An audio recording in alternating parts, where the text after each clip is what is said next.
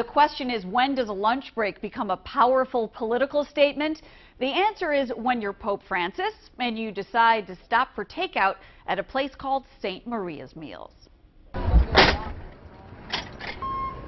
Everything can be served at temperature. This is something they do every week outside Catholic Charities in D.C. I come every Wednesday when I come to the library with the family. Salisbury steak, mashed potatoes, tossed salad, dinner roll. St. Maria's Meals, served up right here on the sidewalk. They've been doing this for a long time. Every single Wednesday, we serve about 300 meals here. These are people who are homeless, people who have no place to go. People Pope Francis wants to meet. While the Holy Father is here in Washington, he plans to visit St. Maria's Meals. We'll really say to the people who come, you're important to me.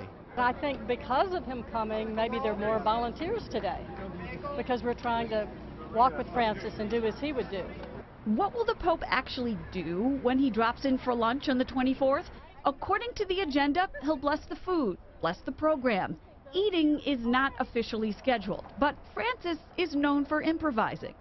The Pope is coming basically to your house for lunch. What do you serve? Well, we had a little tasting party yesterday. We looked at things to make sure they'd be good, so we had some chicken dishes and some pasta dishes, and we're thinking about basically what will be easy to serve but very healthy, very nutritious, and also something people will really enjoy. Regardless of whether he ever lifts a fork, the Pope will have already dished out his message by sandwiching the stop between addressing Congress and a speech at the UN. He'll leave the halls of Congress, the most powerful place in our city, and come to the place where people are maybe the most vulnerable and most in need.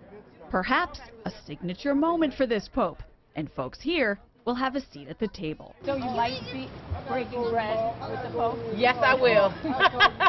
Yes, I will. She was great. So this visit to Catholic Charities is the last official item on the Pope's D.C. agenda. After that stop, he does travel to New York to address the UN.